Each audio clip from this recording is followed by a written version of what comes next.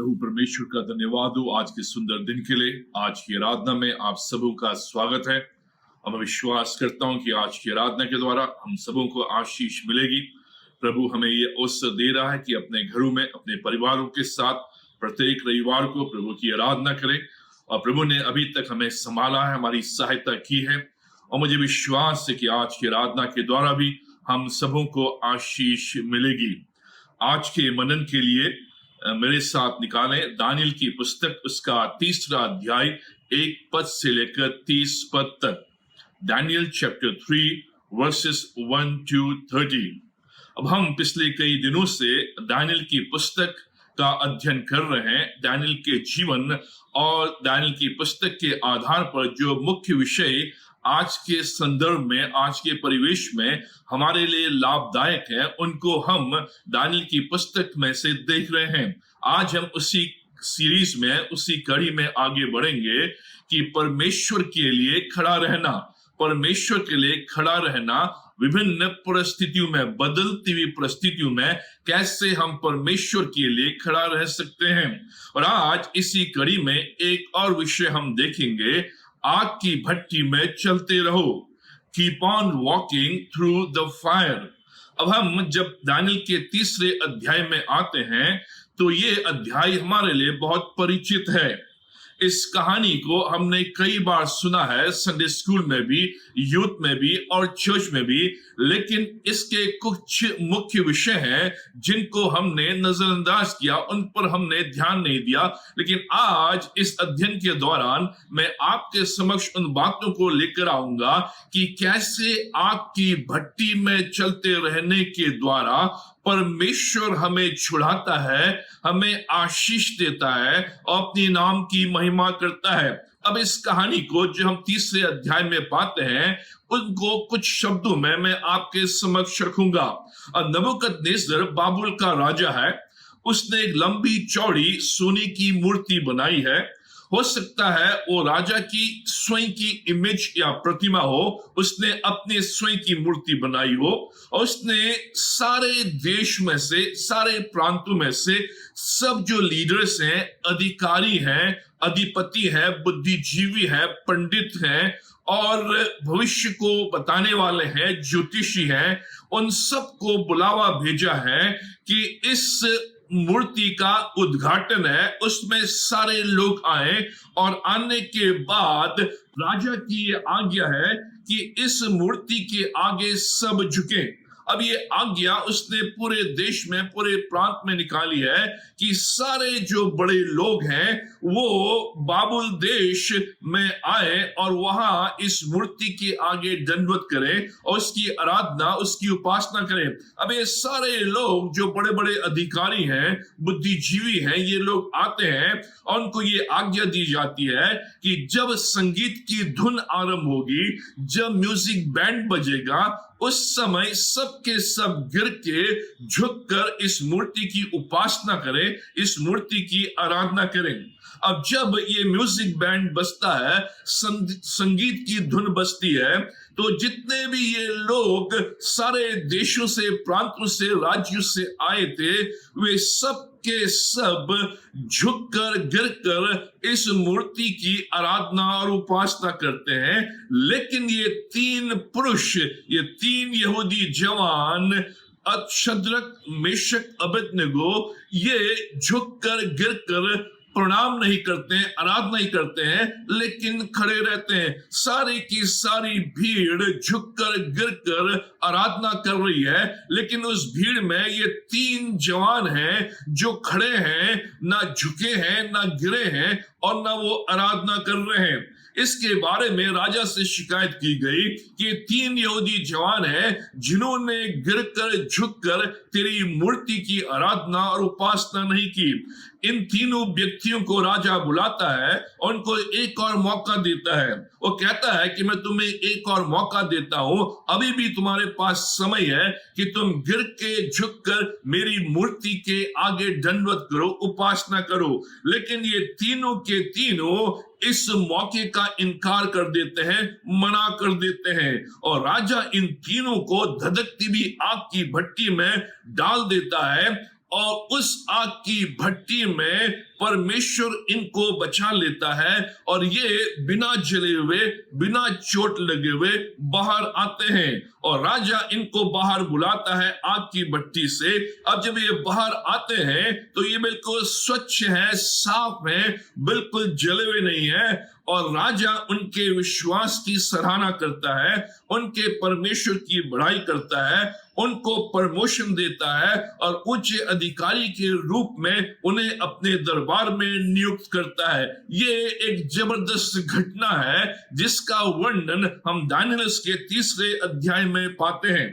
अब हम इससे आगे जब बढ़ते हैं तो उससे पहले हमें 3 बातों को संक्षिप्त में देखना है इसके संदर्भ को समझने के लिए।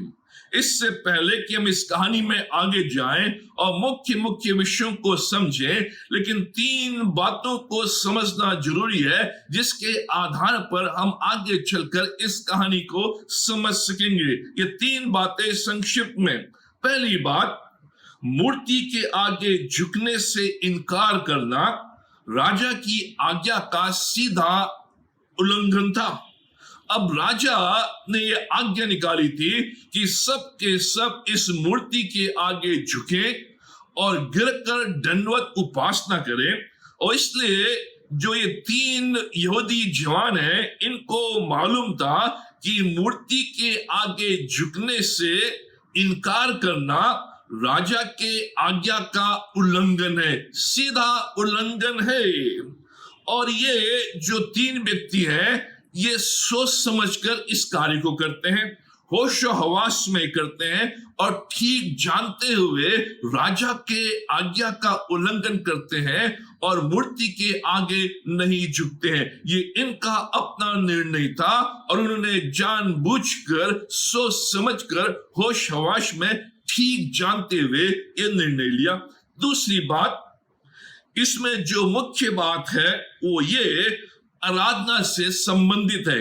अब ये जो मूर्ति के आगे झुकने की बात है, मूर्ति के आगे दंडवत करने की बात है, मूर्ति के आगे गिर के दंडवत करने की बात है, ये आराधना से संबंधित है। दानियेल 3 अध्याय में जो वर्शिप शब्द है या आराधना शब्द है या उपासना शब्द है या दंडवत शब्द है 11-12 आता है। ये जो वर्शिप शब्द है, आराधना उपासना शब्द है, 11 बार मेंशन किया गया है, इसका उल्लेख किया गया है। मूर्ति के आगे झुकने का अर्थ है उसकी उपासना करना, मूर्ति के आगे दंडवत करने का अर्थ है उसकी आराधना करना। अगर वो उसकी आराधना करते हैं, उसकी उपासना करते हैं, इसका मतलब ये हुआ कि उस मूर्ति को इन्होंने अपना ईश्वर मान लिया है, अपना ईश्वर उसको घोषित कर लिया है। इसलिए तीसरी बात, अगर राजा की आज्ञा का उल्लंघन करना पड़े तो करेंगे। और इसलिए जब इन्होंने ये जान लिया कि इस मूर्ति के आगे दंडवत करना, इस मूर्ति के आगे झुकने का मतलब है उसकी आराधना, उसकी उपासना करना, उसको अपना ईश्वर मानना, इसलिए अगर राजा ने ये आज्ञा निकाली है उसका उल्लंघन करना पड़े तो हम करेंगे। ये निर्णय कि इस्राएल के परमेश्वर के अलावा कोई दूसरे ईश्वर की आराधना नहीं करेंगे, ये आदर की बात नहीं है, ये आराधना की बात है। हे राजा, इस प्रदेश में, इस देश में रहकर तेरी रिस्पेक्ट करते हैं, लेकिन हम तेरी वर्शिप नहीं करेंगे। ये आदर की बात नहीं है, ये आराधना की बात है, ये आराधना से संबंधित है, ये आदर की बात नहीं है, ये उपासना की बात है, ये रिस्पेक्ट की बात नहीं है, ये वर्शिप की बात है। इसलिए उन्होंने ये निर्णय लिया कि जहां तक आदर का सवाल है, हम तेरा आदर करते हैं, तेरी आज्ञा का आदर करते हैं, लेकिन ये जो आज्ञा है ये आदर से संबंधित नहीं, ये वर्शिप से संबंधित है, आराधना से संबंधित है, ईश्वर से संबंधित है। इसलिए हम केवल और केवल अपने जीवित परमेश्वर की ही आराधना करेंगे, उसकी ही उपासना करेंगे। अगर आदर की बात है तो हाँ, लेकिन अगर वर्शिप की, आराधना आराधना की बात है तो नहीं, स्पष्ट साफ अपने मन मस्तिष्क में। अब ये 3 बातें हैं जो इस संदर्भ को हमारे सामने रखती हैं। अब जो तीसरा अध्याय है और जिस खंड को हमने आपके सामने रखा, इस अध्याय इस खंड के द्वारा हम 3 बातों को सीखते हैं। 3 बातें हमारे सामने आती हैं। इस खंड के द्वारा शद्रक, मेशक और अबेदनगो के जीवन से हम 3 बातों को देखते हैं। पहली बात, वे गिरे नहीं। शद्रक, मेशक और अबेदनगो गिरे नहीं, जो हम 1 पद से लेकर 7 पद में पाते हैं। मूर्ति के आगे गिरे नहीं, मूर्ति के आगे उनने दंडवत नहीं किया। अब राजा ने ये जो मूर्ति है, ये लंबी चौड़ी मूर्ति बनाई है।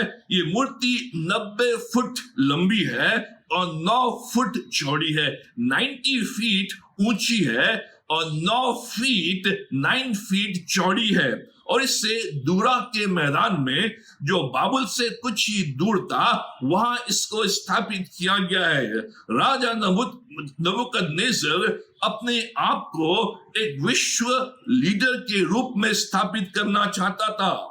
राजा नबूकद अपने आप को विश्व अगुवे के रूप में, विश्व लीडर के रूप में स्थापित करना चाहता था। इसलिए उसने सारे देशों से, सारे राज्यों से, सारे जातियों से जितने भी लीडर्स थे, जितने भी अधिपति थे, जितने भी अधिकारी थे, जितने भी बुद्धिजीवी थे, जितने भी पंडित थे, सब लोगों को उसकी मूर्ति के आगे गिर के दंडवत करने की आज्ञा दी। उनको बुलावा भेजा कि मैंने ये मूर्ति स्थापित की है और तुम सब लोग सारे विश्व से इस स्थान पर आए और इस मूर्ति की आराधना और उपासना करें, उसको इस पृथ्वी के ऊपर अपना ईश्वर माने।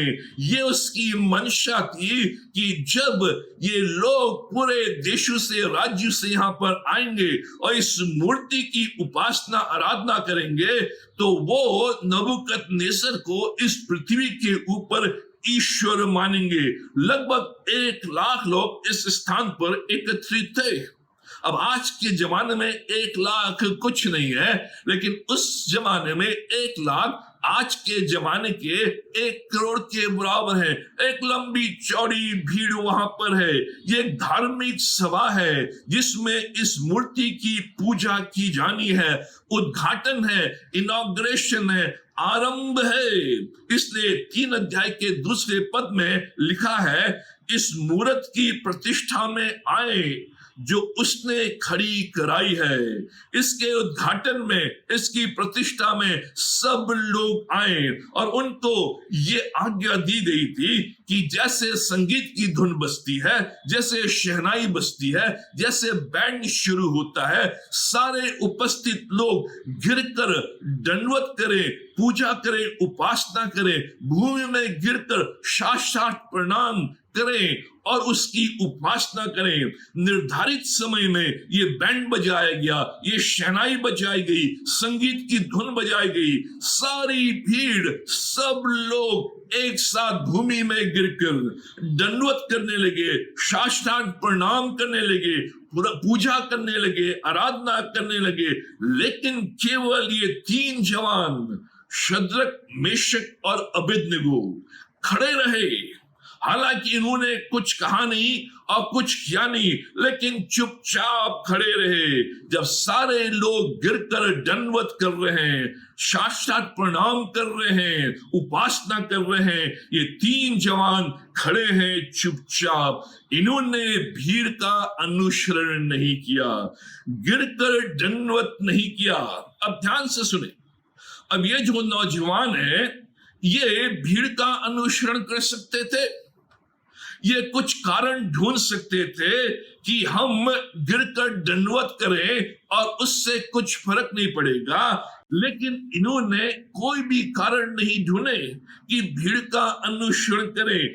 आज हम कुछ कारण ढूंढते हैं जिसके द्वारा हम भीड़ का अनुसरण करते हैं, लेकिन ये तीन व्यक्ति भी कुछ कारणों को दे सकते थे भीड़ का अनुसरण करने के लिए, इस मूर्ति के आगे गिर के दंडवत करके उपासना करने के लिए।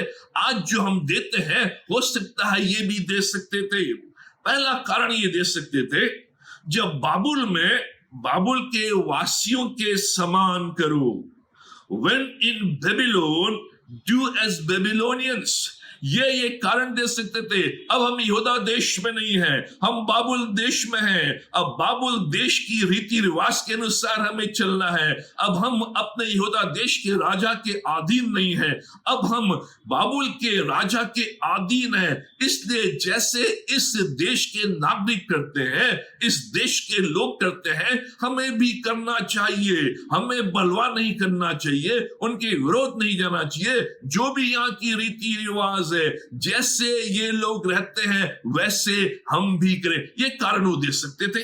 दूसरा कारण वो दे सकते थे, हम केवल बाहरी दिखाने के लिए गिरकर दंडवत कर रहे हैं, लेकिन हम अंदर से खड़े हैं, हम मन में खड़े हैं।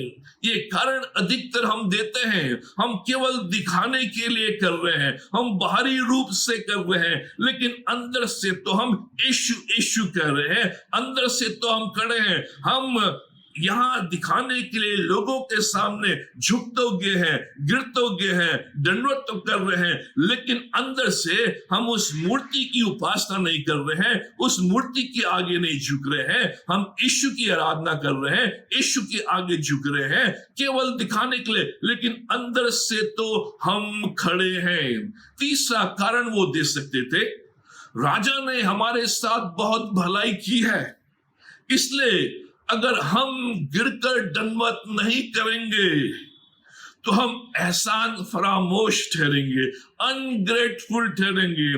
परमेश्वर ने जब से हम आए हैं इस राजा के अधीन रखा है, और इस राजा ने जब से हम आए हैं हमारे साथ भलाई की है, अच्छा अच्छा भोजन खिलाया है, अच्छे स्थानों में रखा है, अच्छी नौकरी हमें दी है, अपने दरबार में हमें रखा है, उसने बहुत भलाई की है। केवल एक ही आज्ञा तो है, अगर हम उसकी आज्ञा को नहीं मानेंगे तो हम अपने आप को एहसान फरामोश ठहराएंगे, अपने आप को अनग्रेटफुल लाएंगे। इसलिए राजा की बात को हम माने, ये कारण दे सकते थे। चौथा कारण ये दे सकते थे, हमें जबरदस्ती कराया जा रहा है, हमारी इच्छा के खिलाफ कराया जा रहा है, इसलिए परमेश्वर हमें माफ करेगा। हम तो नहीं चाहते हैं, लेकिन हमारे पर दबाव डाला जा रहा है, हमें जबरदस्ती कराया जा रहा है कि तुम इस मूर्ति के आगे झुको। हमारी इच्छा के विरोध में कराया जा रहा है, हमारी इच्छा तो नहीं है, लेकिन जबरदस्ती हमारी इच्छा के विरोध में कहा जा रहा है कि दंड को झुको और प्रणाम करो। परमेश्वर माफ कर देगा, क्योंकि वो जानता है कि हम नहीं चाहते हैं, हमारी इच्छा के विरोध में कराया गया है, परमेश्वर माफ कर देगा। पांचवा कारण ये दे सकते थे, हमारे शहर यरूशलेम में कोई नहीं जान पाएगा कि हमने गिर के दंडवत किया है या नहीं किया है। हमारे लोग यरूशलेम शहर में रहते हैं जो यहाँ से बहुत दूर है, उनको मालूम भी नहीं चलेगा।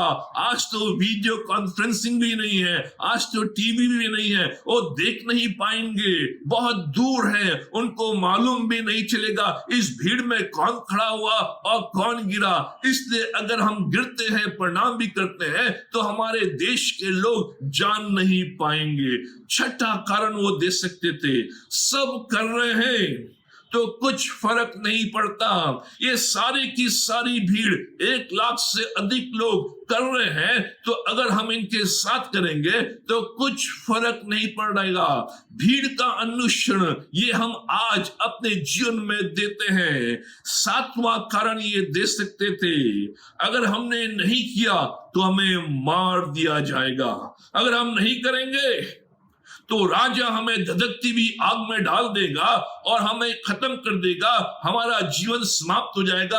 अगर हम मार दिए जाएंगे, हमें जान से मार दिया जाएगा, तो कौन परमेश्वर का गवाह बनकर इस देश में रहेगा? हम परमेश्वर के गवाह बनकर इस देश में आए हैं। अगर हमें खत्म कर दिया जाएगा तो कौन परमेश्वर की गवाही देगा? ये कारण वो दे सकते हैं, ये वो कर सकते थे।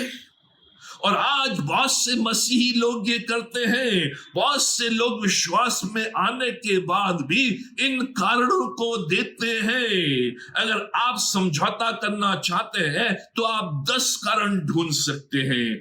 एक ना एक कारण तो मिलेगा ही ताकि आप समझौता कर ले। लेकिन ये 3 परमेश्वर की आज्ञा मानना चाहते थे, इसलिए उन्होंने किसी भी कारण को, किसी भी बहाने को अपनाया नहीं। उनको किसी भी कारण की आवश्यकता नहीं पड़ी, उनको किसी भी बहाने की आवश्यकता नहीं पड़ी।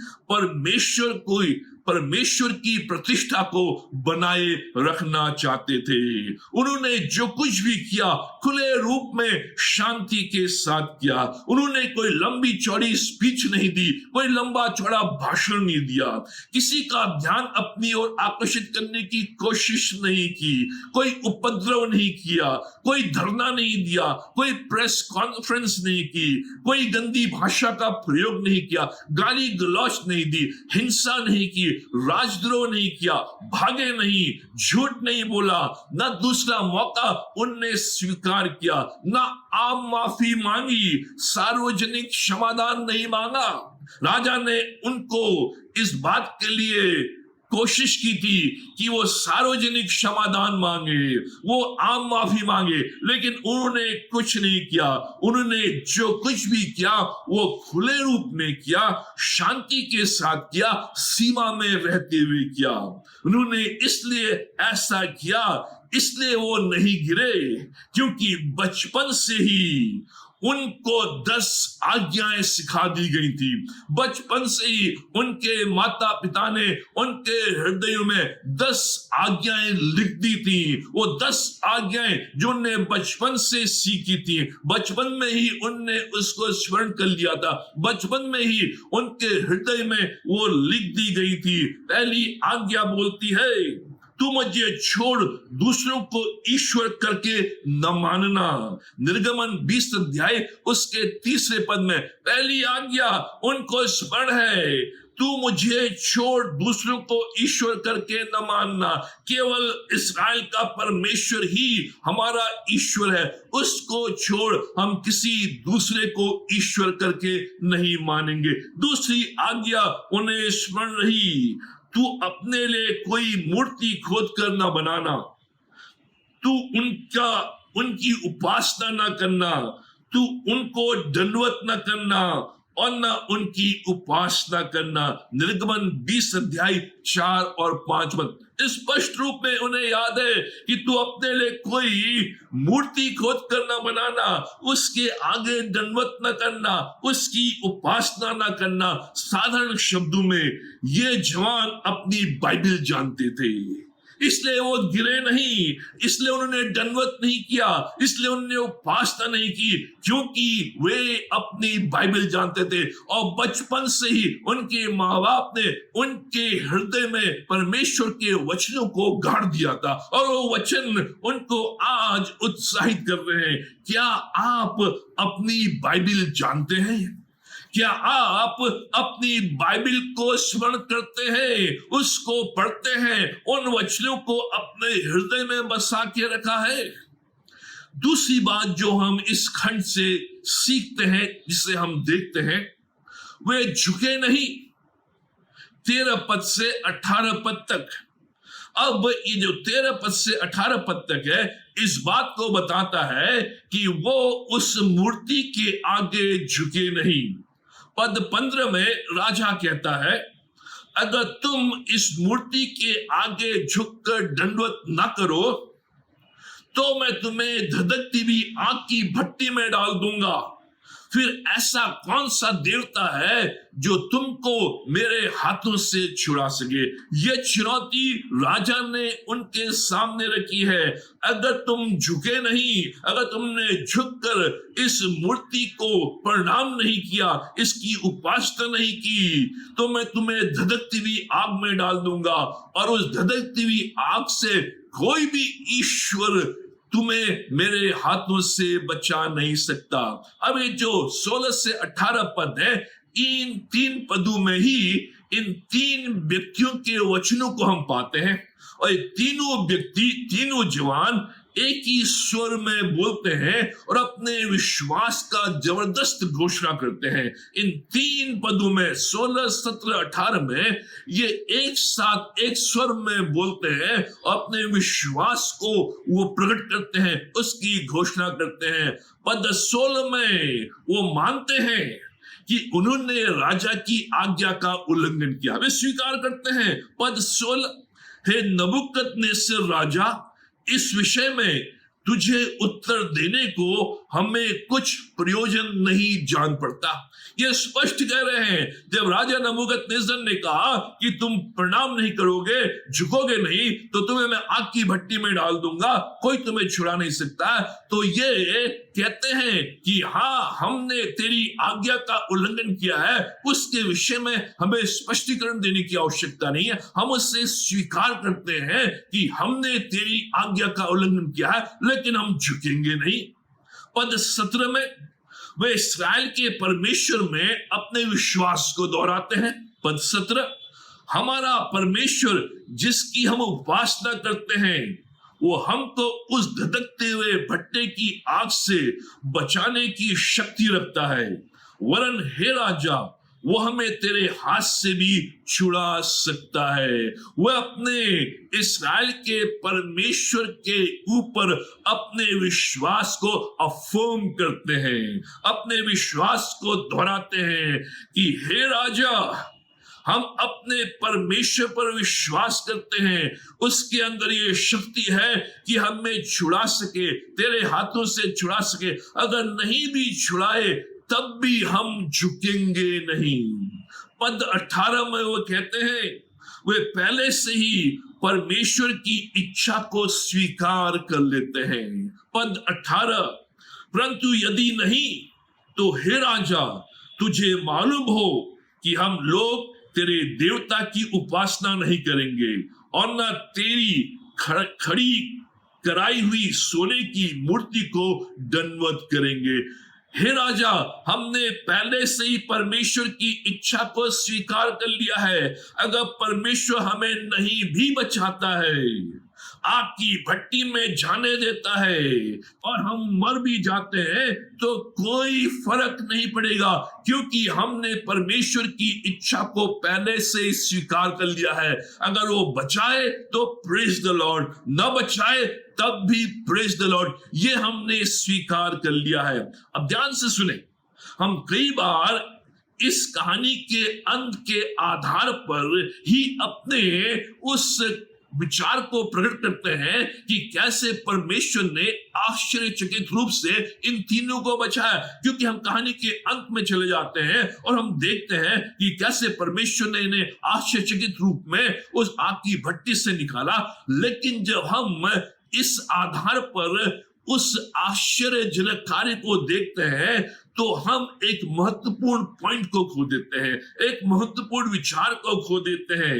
इन 3 जवानों को बिल्कुल भी मालूम नहीं था कि परमेश्वर उन्हें आग की भट्टी से छुड़ा लेगा। इन्हें बिल्कुल भी मालूम नहीं था। यह है महत्वपूर्ण पॉइंट। उन्हें एक रत्ती भी मालूम नहीं था कि परमेश्वर उन्हें आग की भट्टी से छुड़ा लेगा। उनके अंदर विश्वास था, उनने परमेश्वर की इच्छा को स्वीकार कर लिया था। अब परमेश्वर जो भी चाहे, उनको मालूम नहीं था। उनको पहले से ही कोई चेतावनी नहीं मिली थी।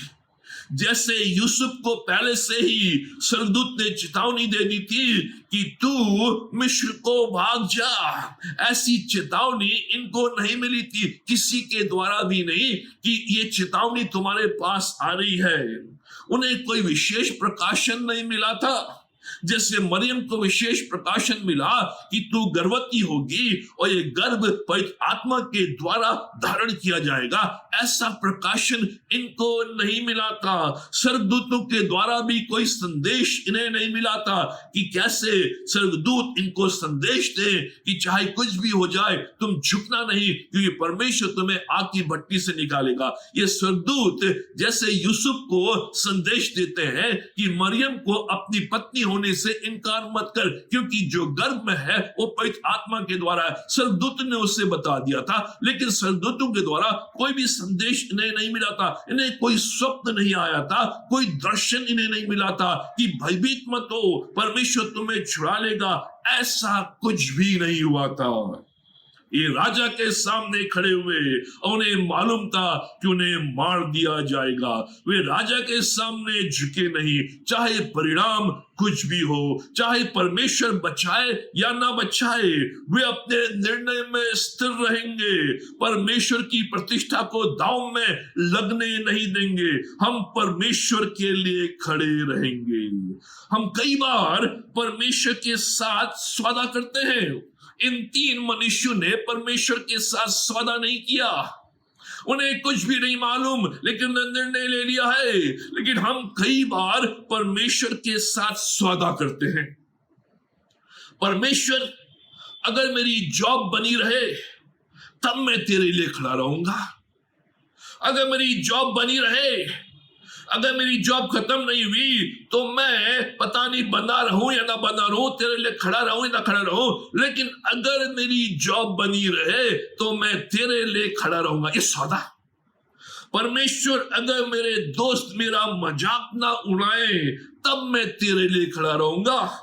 जब मैं गीतों को गाता हूं, गवाही देता हूं, लोग मेरा मजाक बनाते हैं, मेरे दोस्त मेरा ठट्टा उड़ाते हैं, अगर वो मेरा मजाक ना उड़ाए तब मैं तेरे लिए गवाही दूंगा, तब मैं तेरे लिए खड़ा रहूंगा। हम सौदा कर रहे हैं परमेश्वर के साथ। परमेश्वर, अगर मुझे प्रमोशन मिलता रहे तब मैं तेरे लिए खड़ा रहूंगा। परमेश्वर, अगर मुझे प्रमोशन मिलता रहे तब मैं तेरे लिए खड़ा रहूंगा। अगर प्रमोशन मुझे नहीं मिलेगा तो हो सकता है मैं तेरे लिए खड़ा ना रहूं। परमेश्वर, अगर ऑफिस में मेरे लिए कोई समस्या ना हो तब मैं तेरे लिए खड़ा रहूंगा। परमेश्वर, अगर बॉस के साथ कोई मेरी परेशानी ना हो तब मैं तेरे लिए खड़ा रहूंगा। परमेश्वर, अगर मेरा कैरियर सफल रहे, नौकरी सफल रहे, तब मैं तेरे लिए खड़ा रहूंगा। परमेश्वर, अगर इस बार तू मुझे बेटा दे तब मैं तेरे लिए खड़ा रहूंगा। ऐसे कई प्रकार के सौदे हम परमेश्वर के साथ करते हैं, लेकिन इन तीन व्यक्तियों ने परमेश्वर के साथ कोई भी सौदा नहीं किया। चाहे प्रमोशन मिले या ना मिले, चाहे नौकरी बने रहे ना रहे, चाहे पुत्र उत्पन्न हो या ना हो, चाहे राजा संतुष्ट हो ना हो, लेकिन परमेश्वर के साथ सौदा नहीं। परमेश्वर हमारे साथ सौदा नहीं करता है। वो हमें विश्वास योग्य होने के लिए बुलाता है और वो चाहता है कि हम परिणामों को उसके हाथों में सौंप दें। हमारा कार्य है उसके प्रति विश्वास योग्य बने हर स्थिति में, हर परिस्थिति में, और जो भी परिणाम है उसके हाथों में सौंप दे। इन तीनों जवानों ने कहा, अगर ऐसा नहीं भी हो, हमने परमेश्वर की इच्छा को पहले से ही स्वीकार कर लिया है। वो अपने महान उद्देश्य को चाहे हमारी मृत्यु के द्वारा पूरी करे या फिर हमें मृत्यु से छुड़ाने के द्वारा करे, ये परमेश्वर के हाथ में है। उसके जो महान उद्देश्य है उनको चाहे वो हमारी मृत्यु के द्वारा पूरी करे या मृत्यु से छुड़ाने के द्वारा करे, फिर भी हम परमेश्वर के लिए खड़े रहेंगे। तेरी मूर्ति के आगे नहीं झुकेंगे, केवल परमेश्वर की उपासना करेंगे।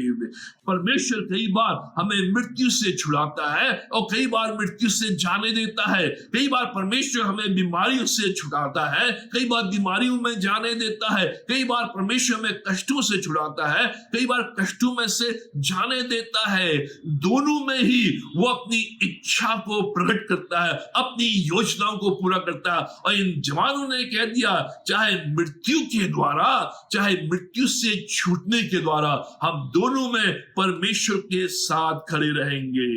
तीसरी बात जो हम इस खंड में पाते हैं, वे जले नहीं।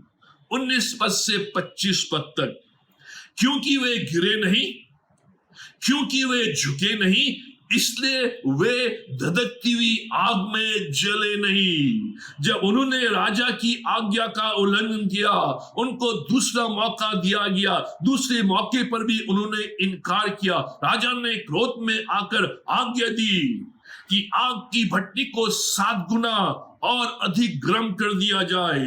उसने सबसे मजबूत व्यक्तियों को आज्ञा दी कि इन तीनों व्यक्तियों को रस्सी से बांधकर, इनके हाथों को, इनके पैरों को बांधकर जलती हुई भट्टी में डाल दें। और ये जो शक्तिशाली व्यक्ति थे, इन्होंने इन तीनों व्यक्तियों को बांधा रस्सी से और इनको बांधकर जलती हुई भट्टी में, आग की भट्टी में डाल दिया। और जब ये मजबूत व्यक्ति, शक्तिशाली व्यक्ति इन बंधे हुए लोगों को, इन बंधे हुए जवानों को उस आग की भट्टी में डाल रहे थे, तो ये डालते समय स्वयं जल गए।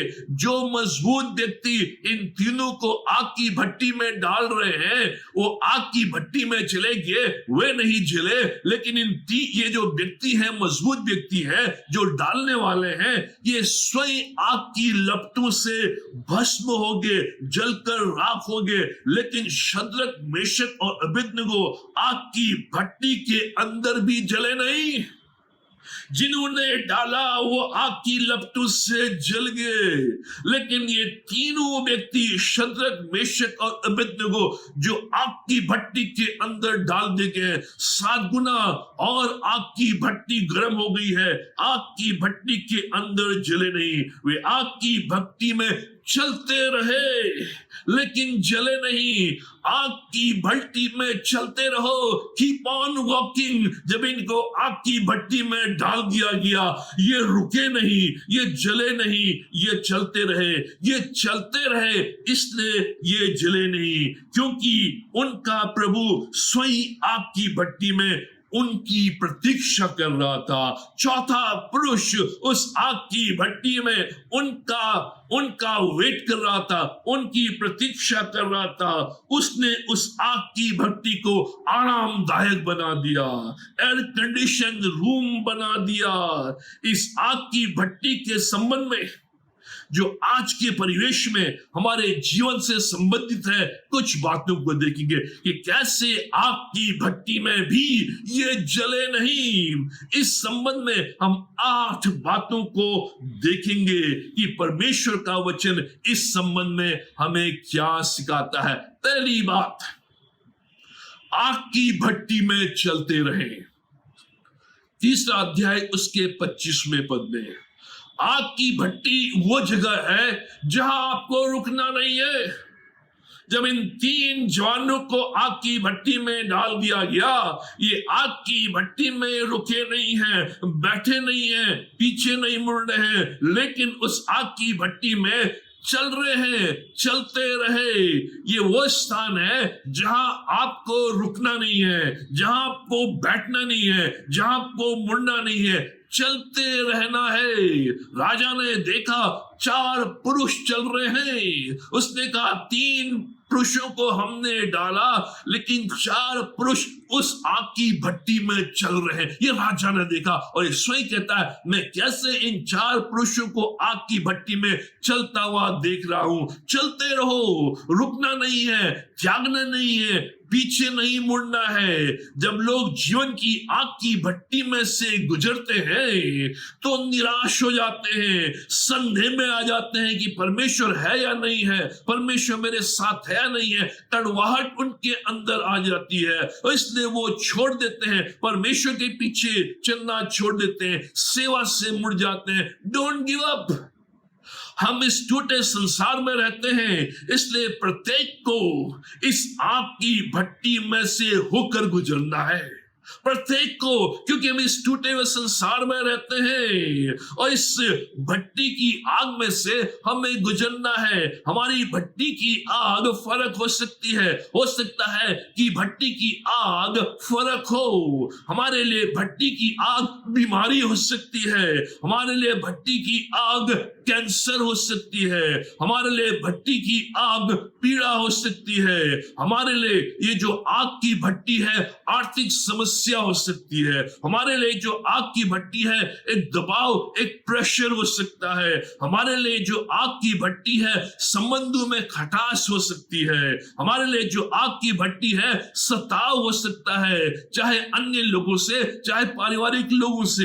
हमारे लिए जो आग की भट्टी है कोई बोझ हो सकता है जिस बोझ को लेकर आज हम चल रहे हैं। हमारे लिए आग की भट्टी अनिश्चितता हो सकती है, हमारे लिए जो फ्यूचर है, जो भविष्य वो क्या है हमें समझ में नहीं आ रहा है। हमारे लिए जो आग की भट्टी है एक जॉब हो सकती है, हमारे लिए आग की भट्टी अकेलापन हो सकता है, हमारे लिए आग की भट्टी पारिवारिक कलह हो सकती है, हमारे लिए आग की भट्टी झूठे आरोप हो सकती है। कोई ना कोई ऐसी चीज हमारे जीवन में है जो आग की भट्टी के समान है। जिस आग की भट्टी से हम गुजर रहे हैं वो हमारे लिए आग की भट्टी के समान है। जैसे ये तीन उस आग की भट्टी में से होकर गुजर रहे हैं, वैसे कोई ना कोई ऐसी चीज है जिसमें से हम होकर गुजर रहे हैं, वो हमारे लिए आग की भट्टी है। इसलिए जो शब्द यहां पर है यह थ्रू, उसमें रहने के लिए नहीं, चलते रहने के द्वारा बाहर निकलेंगे।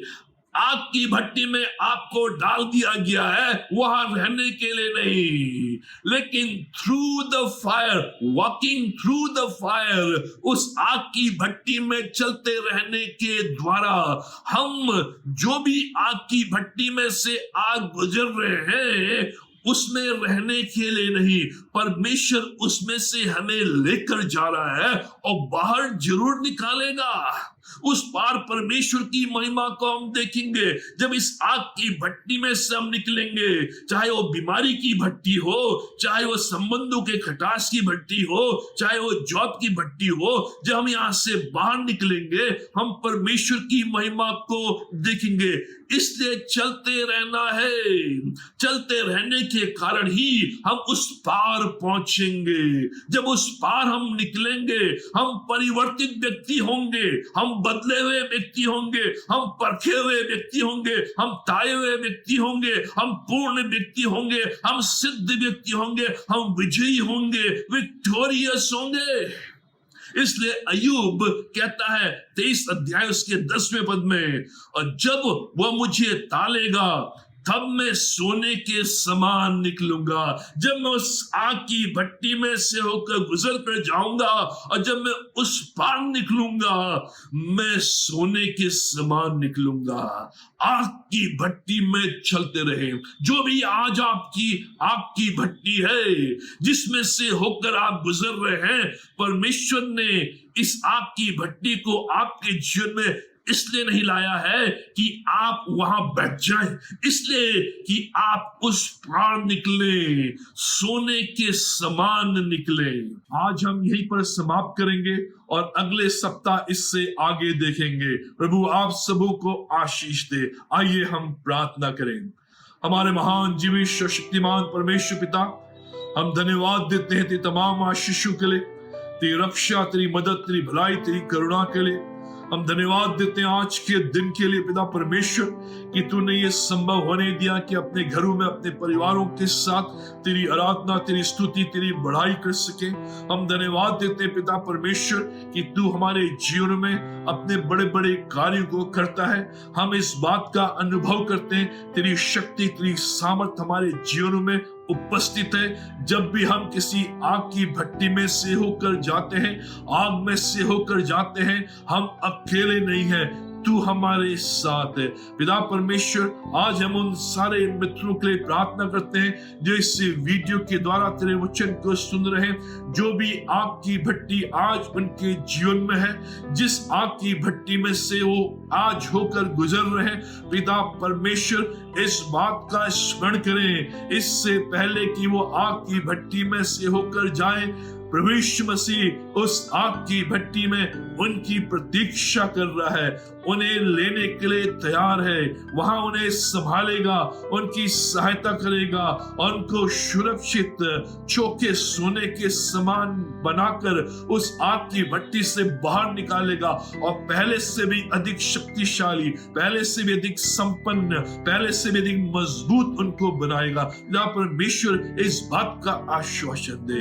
अपने जीवनों को तेरे हाथ में सौंपते हैं, अपनी कलीसिया के प्रत्येक परिवार के लिए प्रार्थना करते हैं। हर एक के परिवारों में तेरी बड़ी आशीष रहे, हर एक दुख तकलीफ बीमारियों को दूर कर, अपनी सामर्थ्य हाथ से उन्हें संभाल, उनकी हर एक आवश्यकताओं की पूर्ति कर। पिता परमेश्वर आज के दिन तो हमें संभाल और हमारी सहायता कर। ये सब कुछ अपने उद्धारकर्ता प्रभु यीशु मसीह के नाम होकर मांगते हैं, आमीन।